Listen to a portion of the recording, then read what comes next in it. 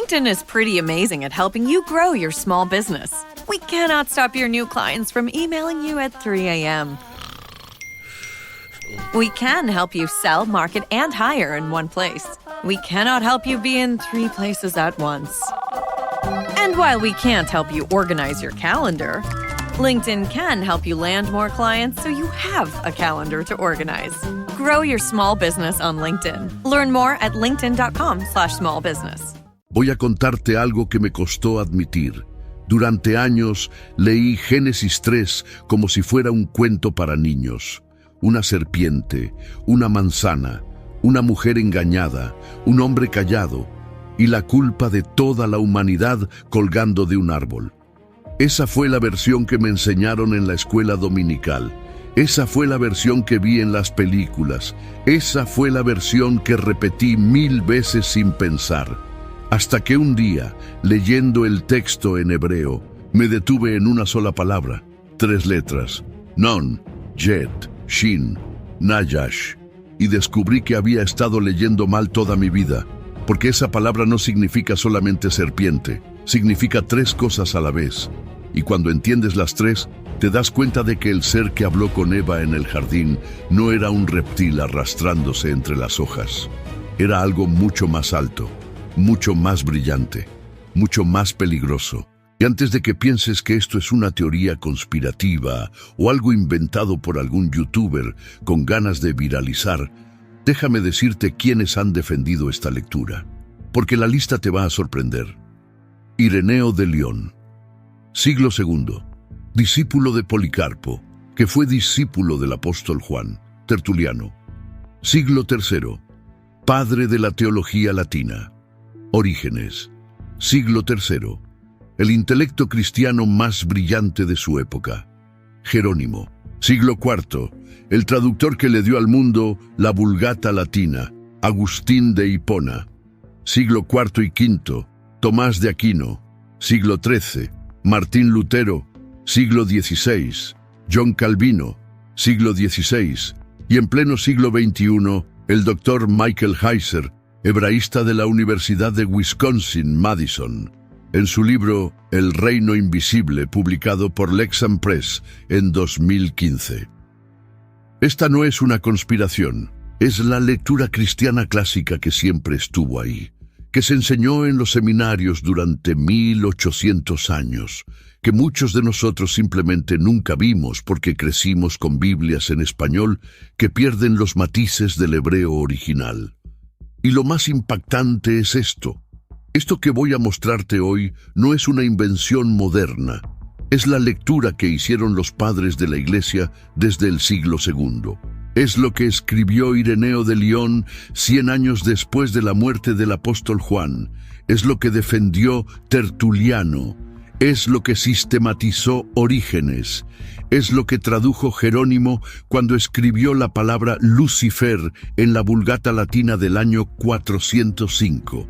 Es lo que el hebraísta Michael Heiser, doctorado por la Universidad de Wisconsin, recuperó académicamente en su libro El Reino Invisible del año 2015. Y cuando termines este video, vas a tener 4 respuestas que cambian todo. Vas a saber qué significa realmente la palabra Nayash. Vas a entender por qué Eva no se asustó cuando un ser le habló. Vas a descubrir por qué Pablo dijo que Satanás se disfraza como ángel de luz. Y vas a ver cómo todo esto se conecta con la cruz, con la promesa más antigua de la Biblia y con la guerra cósmica que sigue activa hoy. Pero antes de empezar, necesito decirte algo. Si llegas hasta el final, hay un momento en el minuto 40 donde voy a mostrarte un versículo del Apocalipsis que cierra el caso para siempre. No te lo pierdas, porque ese versículo en griego no deja ninguna duda. Si esto te parece interesante hasta ahora, deja un like rápido. Eso le dice al algoritmo que más personas necesitan ver esta investigación. Y créeme, lo que sigue pesa más que lo que viste en cualquier otro video sobre Génesis 3. Vamos a empezar por el principio. Pero el principio no es donde tú crees. El jardín del Edén no era simplemente un huerto bonito con árboles frutales. El texto hebreo lo describe usando palabras técnicas que en el antiguo Oriente Medio se reservaban para una sola cosa: la morada de un Dios. Mira esto. En Ezequiel 28, versículo 13, el profeta describe a alguien que estuvo, según sus palabras, en Edén, jardín de Dios. Pero en el versículo 14, ese mismo lugar es llamado el santo monte de Dios. Y en el medio de ese monte hay piedras de fuego. Esto no es paisaje rural. Esto es el lenguaje de la sala del trono divino. Cuando los autores bíblicos hablaban de un jardín en una montaña, con piedras brillantes, donde Dios caminaba al frescor del día, no estaban describiendo un parque. Estaban describiendo el lugar donde el cielo y la tierra se encontraban. La sede del consejo de Dios, el espacio donde el Creador se reunía con los seres celestiales que Él mismo había creado para servirle. Y el Antiguo Testamento es claro sobre esto.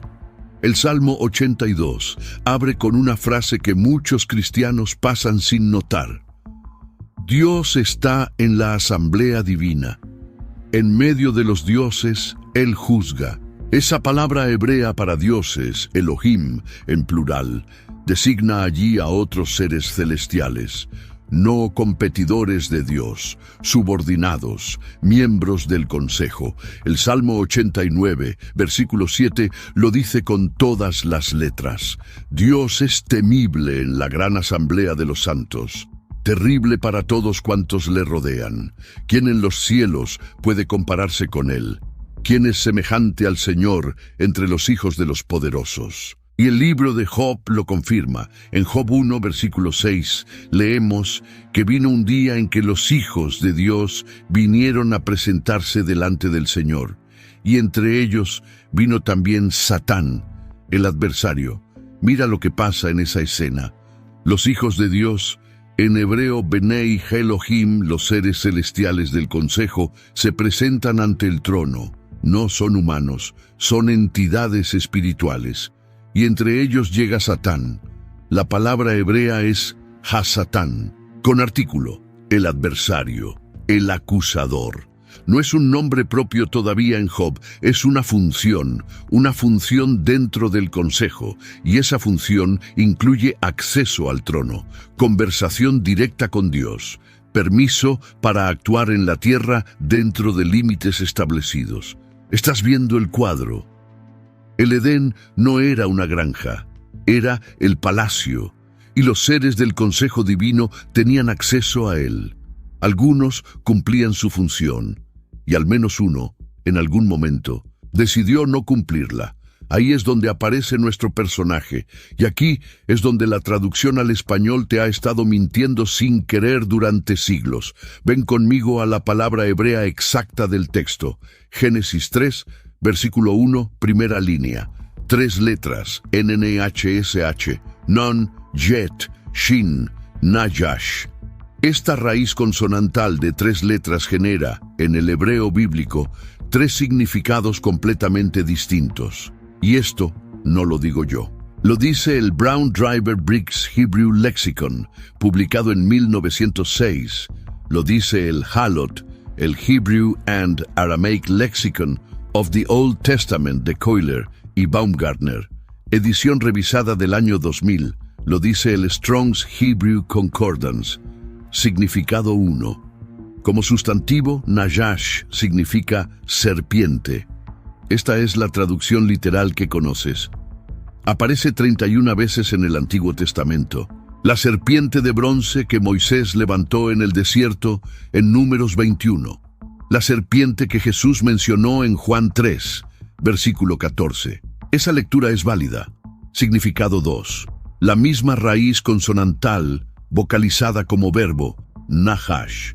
Significa practicar adivinación, susurrar un encantamiento, dispensar conocimiento divino, observar señales sobrenaturales. Es la palabra que se usa en Levítico 19, versículo 26, donde Dios prohíbe a Israel practicar adivinación. Y también en Génesis 44, versículo 5, donde la copa de José es descrita como instrumento de adivinación. misma raíz, mismo Nun Jet Shin. Pero ya no es un animal, es un acto sobrenatural. Y aquí viene el tercer significado, que es donde el texto explota. La misma raíz consonantal, en su forma adjetival, está conectada con la palabra Nehoshet. ¿Y qué significa Nehoshet? Significa bronce pulido, cobre brillante, metal radiante, la misma raíz consonantal Nun Jet Shin. ¿Por qué importa esto? Porque la luminosidad, en la teología hebrea, es un marcador técnico. Es vocabulario fijo del antiguo Oriente Próximo para designar seres divinos. Mira Daniel 10, versículo 6. Daniel ve un ser celestial. ¿Cómo lo describe el texto hebreo? Sus brazos y sus pies como el brillo del bronce pulido. Las palabras exactas son Nehoshet Kalal, bronce brillante, misma raíz que Nahash. Mira Ezequiel 1, versículo 7. Los seres vivientes que rodean el trono de Dios. Sus pies eran como pies de becerro y centelleaban como bronce bruñido.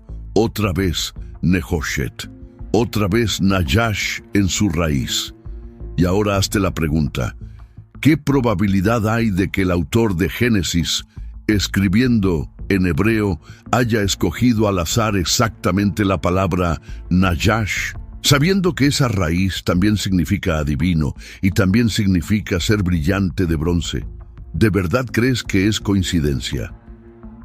El doctor Michael Heiser, hebraísta que dedicó su vida al estudio del Antiguo Oriente Medio, propuso en su libro El Reino Invisible, capítulos 10 y 11, que el autor de Génesis 3 está usando lo que en lingüística se llama un triple entendre, una palabra que se carga, intencionalmente, con tres significados simultáneos. La serpiente que es serpiente, la serpiente que es adivino, la serpiente que es brillante. Y déjame contarte algo que pasa todos los días en universidades cristianas alrededor del mundo. Imagínate esto. Un estudiante de teología, primer semestre, 20 años, está en una clase de hebreo bíblico. El profesor escribe en la pizarra las tres consonantes hebreas, Nun, Jet, Shin, y le pregunta a la clase, ¿qué significa esto? Todos responden serpiente. El profesor asiente y luego escribe la misma raíz al lado, vocalizada de otra manera, y dice, ¿y esto? Silencio. Y luego escribe la tercera, y dice, ¿y esto? Más silencio. El profesor sonríe y dice una frase que ese estudiante recordará el resto de su vida. La Biblia tiene tres capas, la que leíste en español, la que leyó tu pastor en el seminario y la que escribió el autor original. Y solamente las tres juntas te dan la imagen completa. Eso es exactamente lo que está pasando en Génesis 3, y muy pocos cristianos lo saben. Y esto explica algo que siempre te molestó del texto, aunque quizás nunca lo formulaste con palabras. Voy a hacerte una pregunta. Cuando Eva, recién creada, en un jardín que ella entendía como morada de Dios, ve a un animal acercarse y empezar a hablarle, ¿cuál debería ser su reacción natural? Espanto, sorpresa, asombro. Cualquier ser humano reaccionaría así frente a un animal parlante. Sería el primer animal hablando en toda la historia. Una rareza absoluta, pero el texto bíblico no muestra ningún espanto. Eva responde con calma, dialoga, discute teología, expone argumentos, como si estuviera frente a alguien con quien podía conversar de tú a tú. Detente ahí, procesa eso. Eva no se asustó. ¿Por qué no se asustó?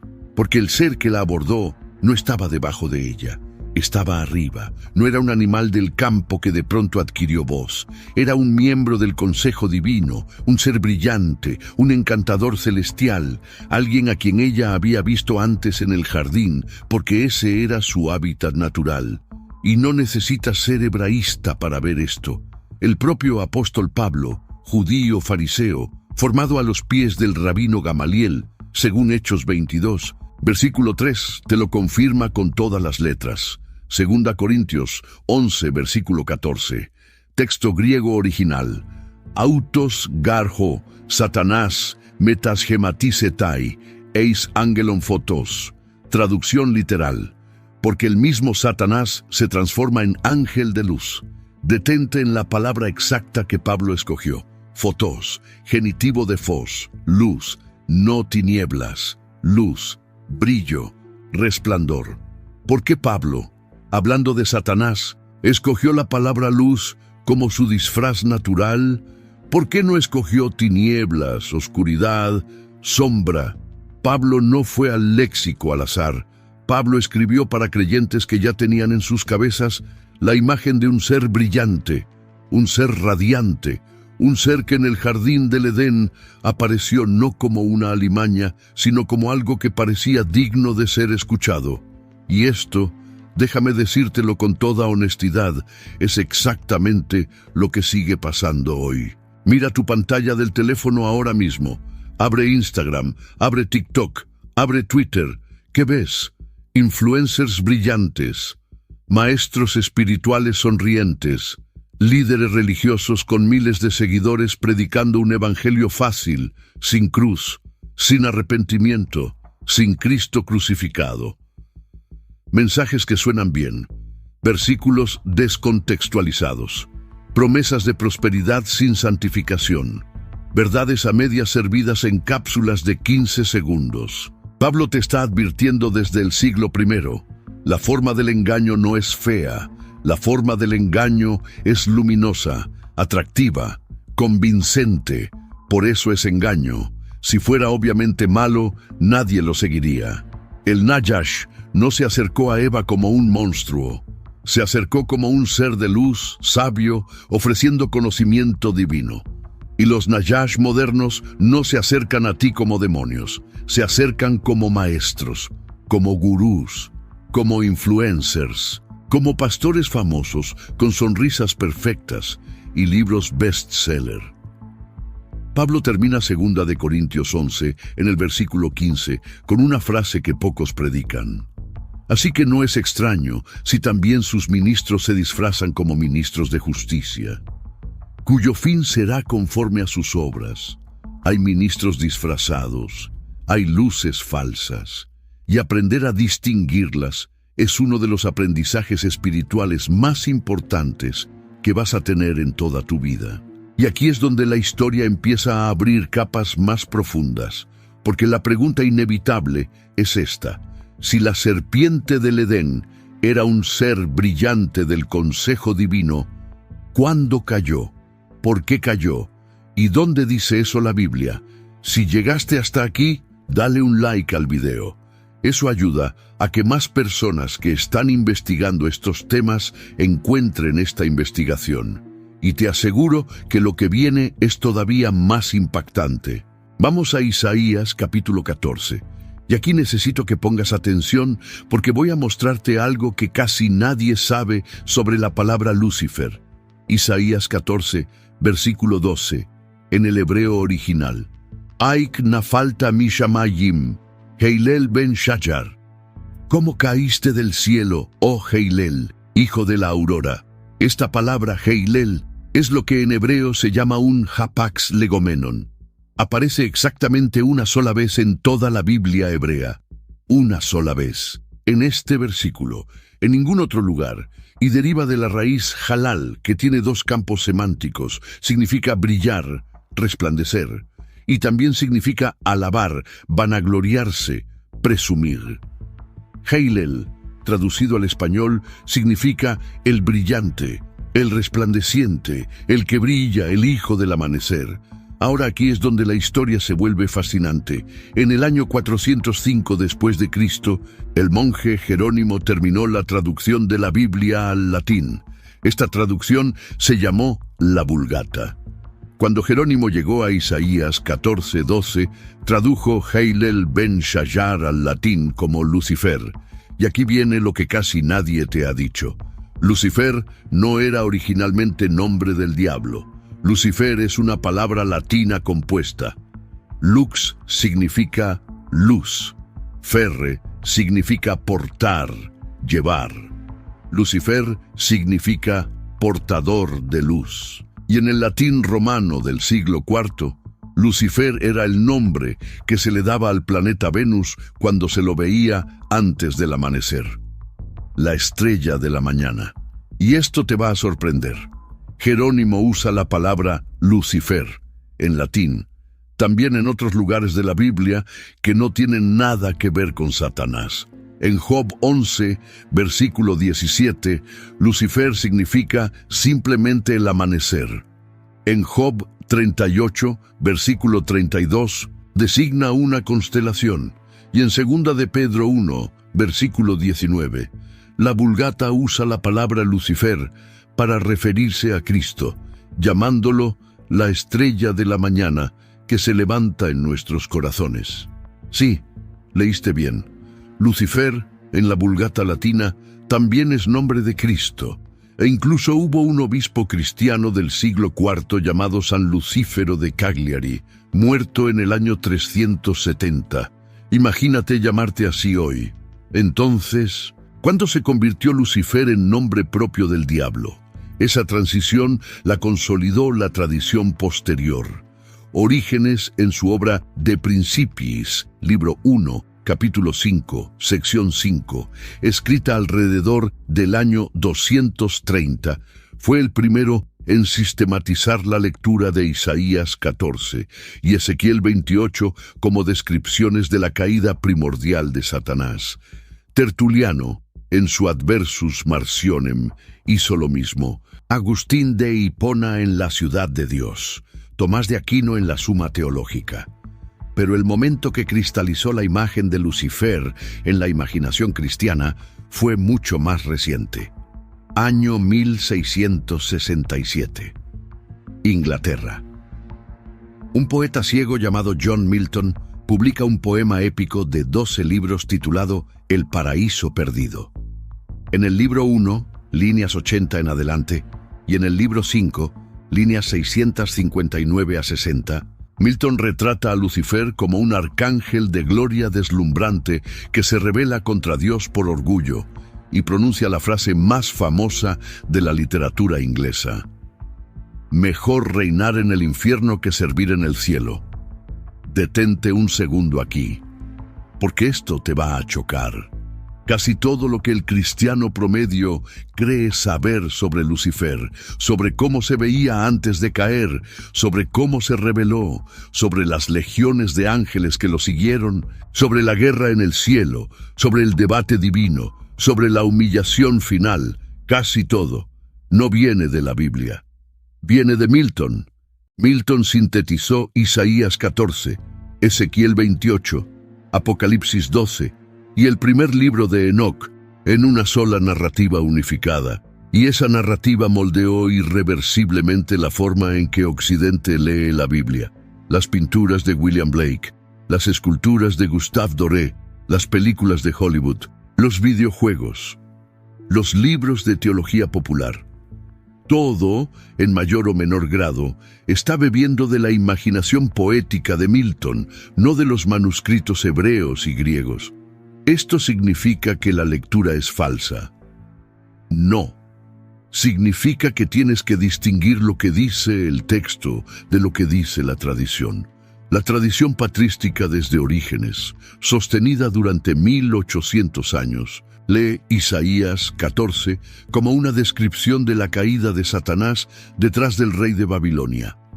Eruditos modernos como John Oswald, en su comentario Nicot sobre Isaías de 1986, prefieren leerlo solamente como sátira histórica contra un rey humano.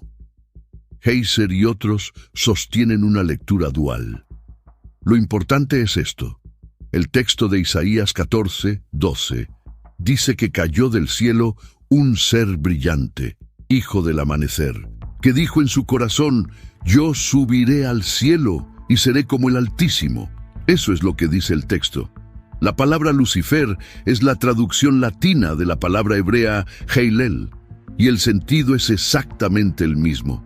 El que era brillante quiso ser más que Dios, y por eso fue derribado.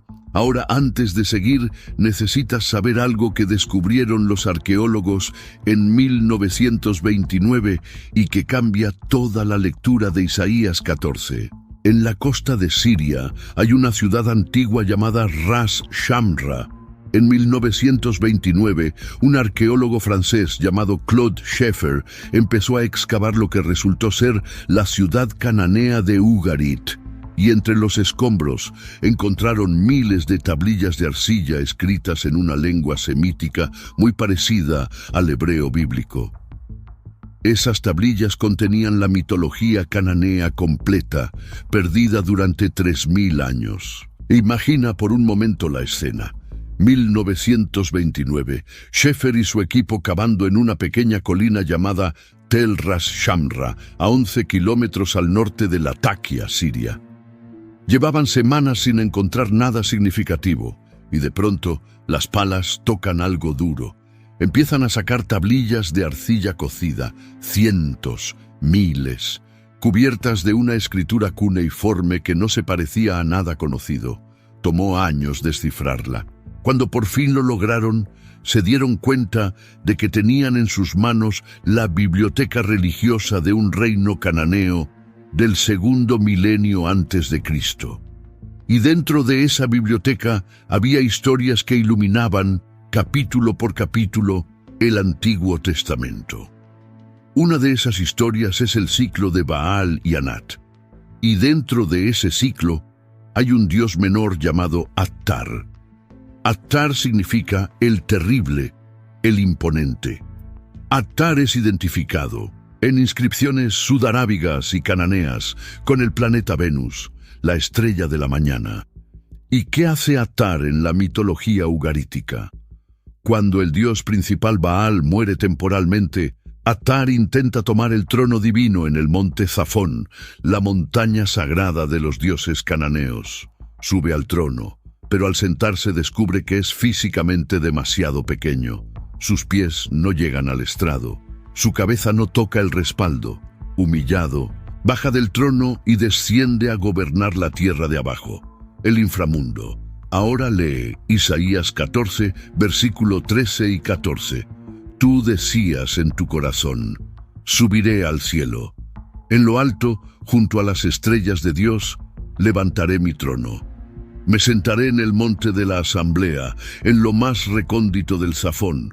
Subiré sobre las alturas de las nubes, seré semejante al Altísimo. ¿Captaste eso? Las palabras exactas: subir al cielo, trono encima de las estrellas, monte de la asamblea, Zafón, el Altísimo. Isaías está usando deliberadamente el lenguaje del mito ugarítico de Attar para describir lo que pasó con el ser brillante. Y los lectores antiguos, que conocían perfectamente esa mitología, entendían inmediatamente la referencia. No estaba inventando imágenes. Estaba usando un lenguaje cósmico que su audiencia reconocía como descripción de un ser divino caído por orgullo. Esto está documentado en múltiples obras académicas. John Day, en su libro Yahweh y los dioses y diosas de Canaán, publicado por Sheffield Academic Press en el año 2000. Peter Craigie, en Ugarit y el Antiguo Testamento, publicado por Earthmans en 1983. Y Hugh Page, en El mito de la rebelión cósmica, publicado por Brill en 1996. Y por si te queda alguna duda de que Isaías habla aquí de algo más que un rey humano, deja que Jesús mismo te lo confirme. Lucas 10, versículo 18. Texto griego. Eteorun ton satanán os astrapen ectuuranupe sonta. Traducción literal. Yo veía a Satanás cayendo del cielo como un rayo. Jesús, en una sola frase, conecta la caída del cielo con Satanás. La imagen es exactamente la misma de Isaías 14, caída desde lo alto. Y Cristo, que vio el evento, no necesita explicarlo. Lo afirma como hecho.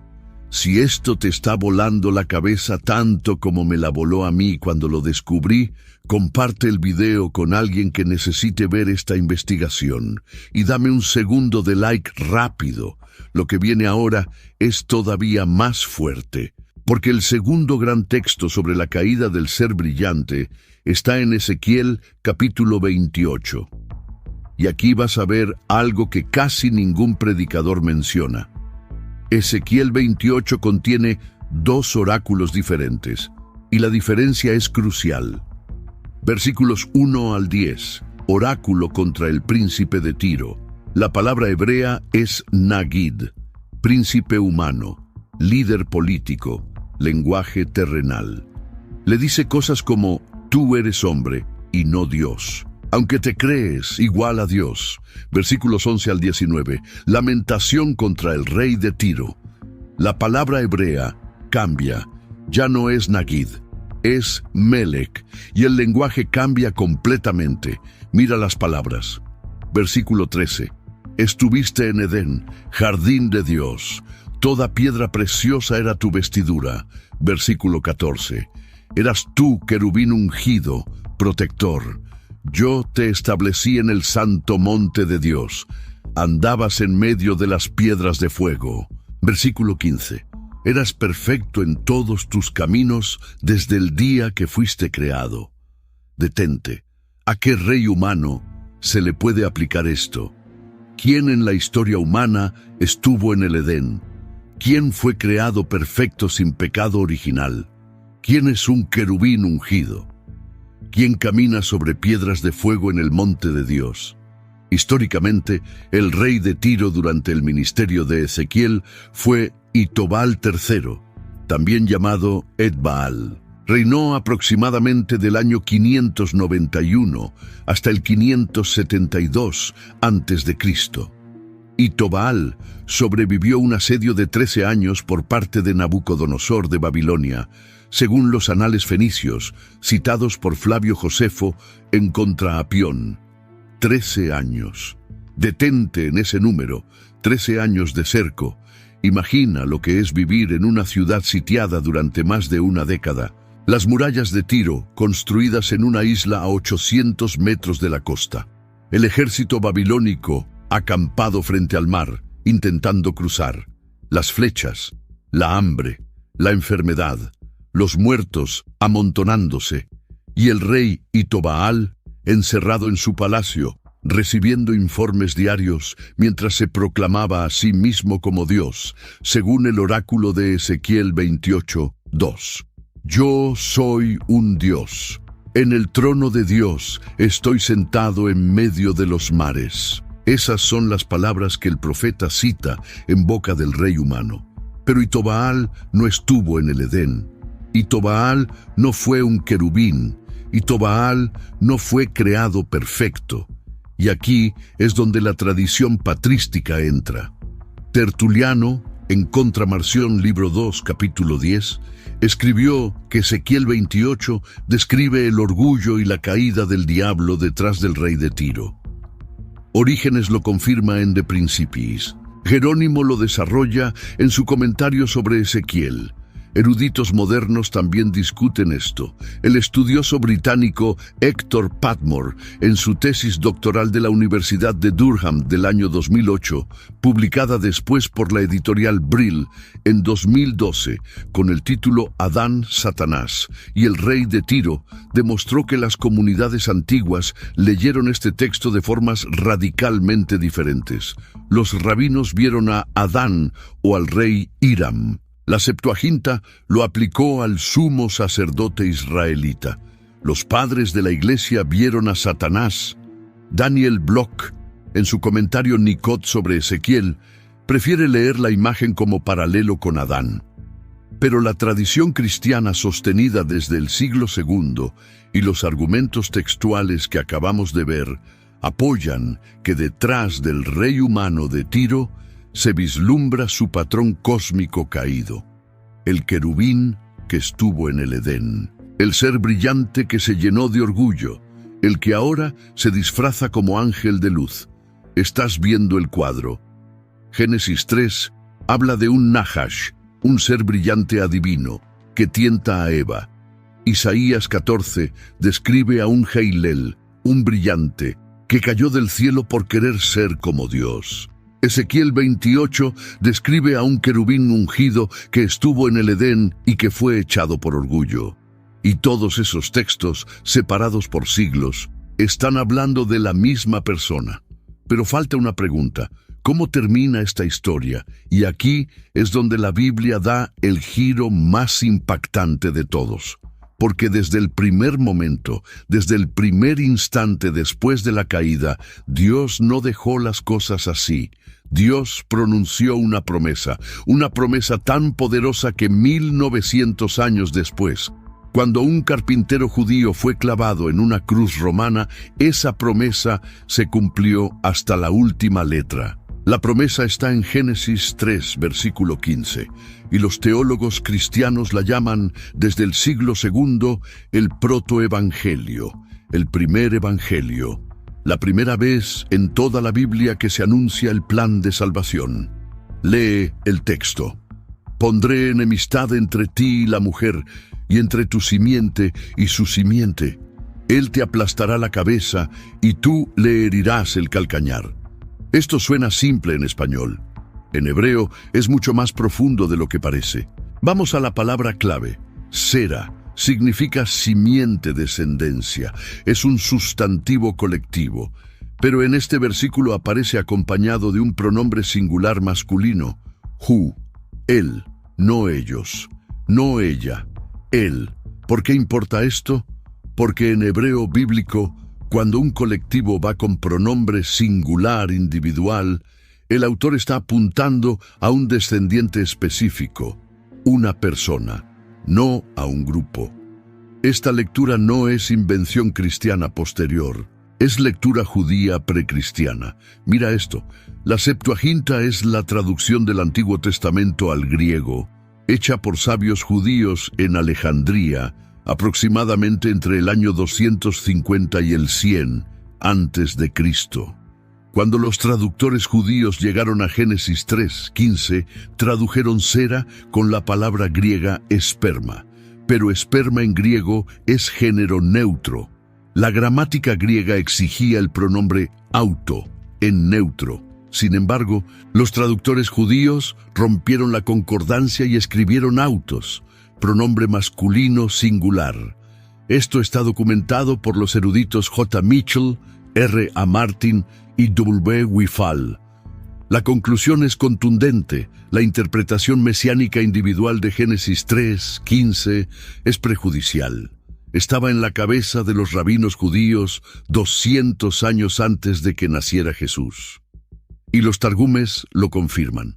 El Targum Pseudo Jonatán, traducción aramea del Pentateuco usada en las sinagogas, parafraseo Génesis 3:15 con estas palabras: la simiente de la mujer aplastará la cabeza de la serpiente y obtendrán sanidad para el calcañar en los días del Mesías Rey.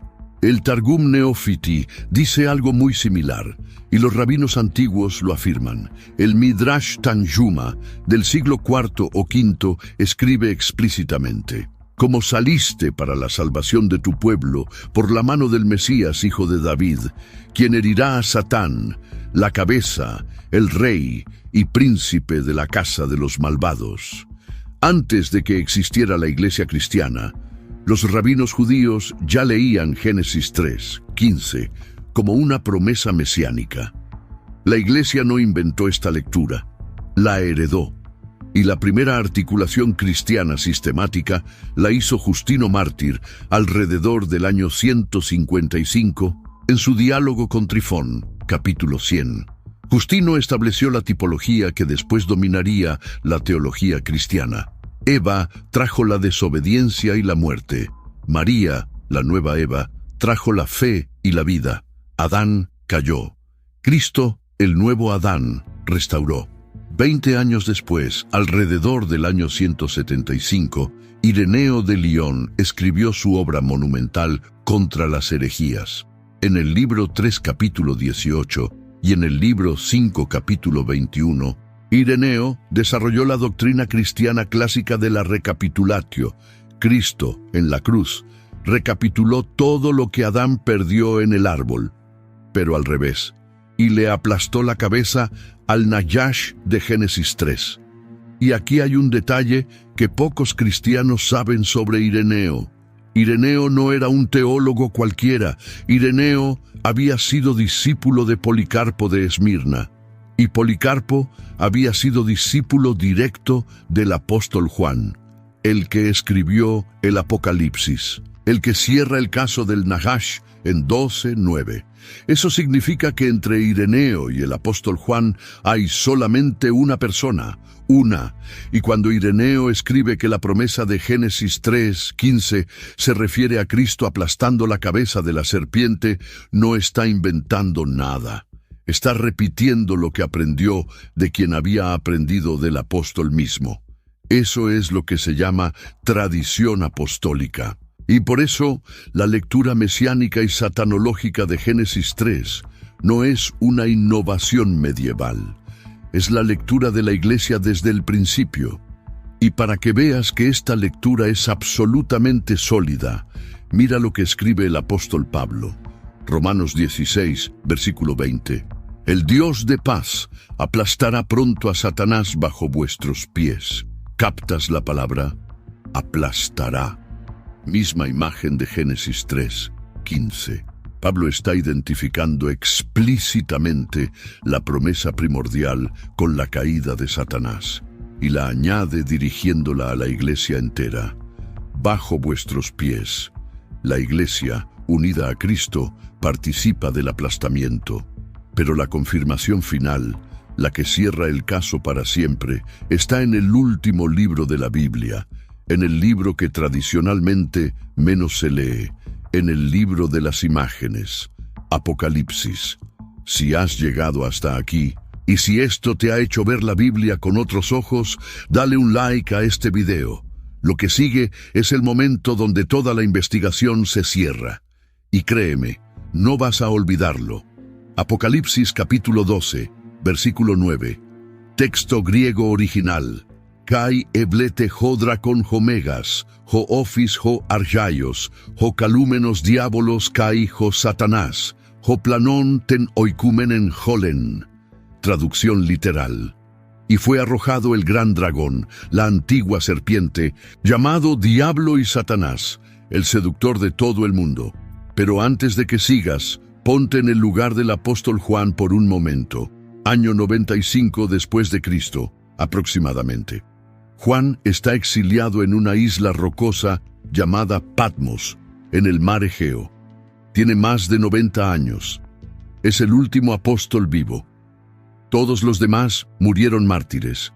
Pedro crucificado al revés en Roma, Pablo decapitado, Santiago apedreado. Solo queda Juan, viejo, débil, en una cueva de la isla, y allí, en esa soledad, ve la visión más impactante de la Biblia. Ve a una mujer cósmica vestida de sol. Ve un dragón rojo de 7 cabezas que intenta devorar al hijo recién nacido. Y en el versículo 9, Juan, el discípulo amado, el que apoyó la cabeza en el pecho de Jesús durante la última cena, hace la ecuación final. Cierra el círculo que Génesis 3 abrió. Identifica al dragón con la antigua serpiente, con el diablo con Satanás. No hay manera de leer esto y dudar. Juan, que conocía Génesis en hebreo, que conocía Isaías, que había escuchado de los labios de Cristo mismo lo que pasó en el Edén, hace la conexión final. Detente, procesa cada palabra. Dracon, dragón, imagen cósmica del adversario. Ho ofis, ho archaios, la antigua serpiente, y aquí está el detalle filológico que cierra el caso. La palabra griega archaios, Strong's 3744, no significa simplemente viejo. Si quisiera decir viejo, se usaría la palabra palaios. Archaios significa primigenio, original, desde el principio. La serpiente original, la primera serpiente, la del Edén, diabolos, diablo, el acusador, Satanás, el adversario, Oplanón, el que engaña. ¿Lo viste? El apóstol Juan, en el último libro del canon, Hace la ecuación explícita y absolutamente inequívoca. La serpiente del Edén es el dragón del Apocalipsis, es el diablo, es Satanás. Y si tienes alguna duda, lee Apocalipsis 20, 2. Y prendió al dragón, la antigua serpiente, que es el diablo y Satanás, y lo ató por 1000 años, 2 veces. La identificación se repite 2 veces, para que no quede ninguna ambigüedad. No necesitas ser hebraísta, no necesitas resolver el debate sobre Nahash, no necesitas decidir si Heiser tiene razón o no. Apocalipsis 12, 9 en griego hace la conexión final, y el caso queda cerrado. E incluso antes del cristianismo, la conexión ya estaba hecha en el judaísmo. El libro de la sabiduría de Salomón, escrito en Alejandría aproximadamente en el siglo I a.C., dice en el capítulo 2, versículo 24, «Por la envidia del diablo entró la muerte en el mundo». Esta es una alusión directa al Edén, y prueba que los judíos del Segundo Templo ya identificaban a la serpiente con el diablo, 200 años antes de la cruz. Pero ahora viene el giro final, el que recontextualiza todo lo que has visto. Porque si entiendes quién era realmente la serpiente, entonces entiendes algo todavía más profundo, entiendes la cruz. Mira el patrón. La serpiente del Edén era brillante, quería ser como el Altísimo, quería subir al monte de la asamblea, quería sentarse en el trono de Dios, pero al intentar elevarse fue derribada. Cristo era el Altísimo, es la verdadera estrella de la mañana, según Apocalipsis 22, 16. Es la luz del mundo, según Juan 8, 12. Pero Cristo, según Filipenses 2, versículos 6 al 8, no consideró el ser igual a Dios cosa a que aferrarse, sino que se despojó a sí mismo, tomando la forma de siervo. Se humilló a sí mismo, haciéndose obediente hasta la muerte, y muerte de cruz. ¿Captas la inversión? El brillante que quiso elevarse, cayó. El verdadero brillante, voluntariamente, descendió. La serpiente intentó usurpar el trono. Cristo renunció al suyo, y al renunciarlo, lo recuperó todo. Hebreos 2, versículo 14. Para que por medio de la muerte aniquilara al que tenía el imperio de la muerte, esto es, al diablo. Primera Juan 3, versículo 8. Para esto se manifestó el Hijo de Dios, para deshacer las obras del diablo. Romanos 16, 20, otra vez. El Dios de paz aplastará pronto a Satanás bajo vuestros pies. La promesa de Génesis 3, 15 se cumplió en el Calvario. La cabeza de la antigua serpiente fue aplastada cuando un clavo romano atravesó el calcañar de Cristo. Y la inversión es perfecta. Lo que parecía la victoria del adversario fue la victoria definitiva del Mesías. Quiero que veas algo en esa imagen, una imagen que vale más que 1000 sermones. En el monte de la asamblea, el ser brillante quiso subir y fue derribado. En el monte Calvario, el verdadero Hijo del Altísimo fue elevado en una cruz, y al ser elevado, atrayó así a todos. Al ser clavado, libertó a todos. Al morir, mató a la muerte. Al ser herido en el calcañar, le aplastó la cabeza al Najash, que 1900 años antes susurró a Eva en un jardín. Y esto, lo que voy a decirte ahora, es lo más importante de todo lo que has visto en este video. Si lees Génesis 3 y solo ves una serpiente, te pierdes la guerra. Pero si lees Génesis 3 y entiendes que el ser que habló con Eva era brillante, era inteligente, era engañador, era miembro caído del consejo divino, entonces empiezas a ver algo que cambia tu lectura completa de la Biblia. Empiezas a ver que la Biblia no es una colección de cuentos morales.